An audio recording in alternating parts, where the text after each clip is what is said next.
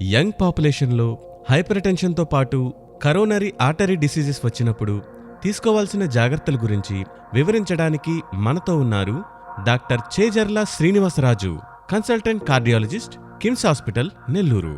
Doctor, ఈ మధ్య young పేషెంట్స్లో hyper tension మరియు హార్ట్ అటాక్ ఇన్సిడెంట్స్ పెరుగుతున్నాయా? ఒకవేళ పెరిగితే దానికి కారణం ఏమిటి? ఈ మధ్య కాలంలో డెఫినెట్ గా హైపర్ టెన్షన్ కానివ్వండి, తర్వాత ఈ హార్ట్ అటాక్స్ కానివ్వండి డెఫినెట్ గా పెరిగాయి.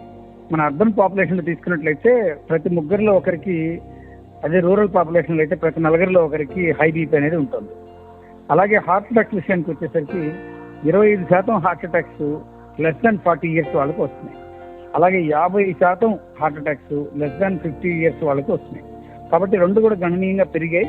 దీనికి కారణాన్ని మనం విశ్లేషించుకున్నప్పుడు డెఫినెట్ గా హై బ్లడ్ ప్రెషర్ అనేది ఒకటి, తర్వాత బ్లడ్ ప్రెషర్ పెరగటం, స్మోకింగ్ కానివ్వండి, ఆల్కహాల్ కానివ్వండి, ఒబేసిటీ కానివ్వండి, పొల్యూషన్ కానివ్వండి, కొలెస్ట్రాల్స్ అధికంగా ఉండటం కానివ్వండి, ల్యాక్ ఆఫ్ ఎక్సర్సైజ్, వీటన్నిటిని మనం డెఫినెట్ గా కారణాలుగా చెప్పుకోవాలి. డాక్టర్, హైపర్ టెన్షన్ కి హార్ట్ రేట్ కి ఉన్న సంబంధం ఏమిటి?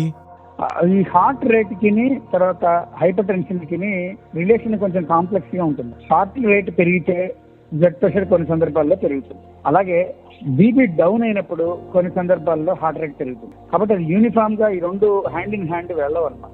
ఒక్కొక్కసారి ఏమవుతుందంటే ఈ హార్ట్ రేటు ఎక్కువైనప్పుడు బీపీ కూడా పెరుగుతుంది. అంటే ఫర్ ఎగ్జాంపుల్ ఒక పేషెంట్ గన ఎక్కువ కోపడతాము, లేకపోతే ఏదైనా ఆవేశపడతాము, అలాంటివి జరిగినప్పుడు బీపీ పెరుగుతుంది, హార్ట్ రేట్ పెరుగుతుంది, రెండు పెరుగుతాయి. అలాగని ప్రతిసారి అలా జరగనక్కర్లేదు. కానీ ఒకటి, ఎప్పుడైతే ఈ హార్ట్ రేట్ ఎక్కువ ఉంటుందో, ఒక స్టడీ కండక్ట్ చేసినప్పుడు ఏం చేశారంటే హార్ట్ రేట్ ఎక్కువగా ఉన్న వాళ్ళల్లో హార్ట్ అటాక్ రావడం కానీ, స్ట్రోక్స్ రావడం కానీ వచ్చే అవకాశాలు ఎక్కువ ఉన్నాయని తేల్చారు. అది అంటే దాన్ని తగ్గించుకోవడానికి మనం బీపీకి పెట్టే మందుల్లో కొన్ని రకాల మందులు ఉంటాయి. ఆ మందులు ఏంటంటే బీపీని తగ్గిస్తూ హార్ట్ రేట్ ని కూడా తగ్గిస్తాయి. సో ఈ రెండు, హార్ట్ రేట్ ని, బీపీని రెండింటిని కంట్రోల్ చేసే కొన్ని రకాల మందులు వాడటం వల్ల బీపీ పెరగడం వల్ల వచ్చే నష్టాలని మనం నివారించగలం. డాక్టర్, హైపర్ టెన్షన్ ఉన్నప్పుడు పేషెంట్స్ మెడికేషన్ తో పాటు ఎటువంటి జాగ్రత్తలు తీసుకోవాలి? బీపీని కంట్రోల్లో ఉంచుకోవడానికి మందులు కాకుండా ముఖ్యమైనవి ఏంటంటే ఎక్కువ సాల్ట్ క్యూర్ ఫుడ్స్ అనేది మాక్సిమం తగ్గించుకోవాలి. సెకండ్ వచ్చి ఈ స్మోకింగ్, ఆల్కహాల్, ఈ రెండింటిని పూర్తిగా దూరం పెట్టాలి.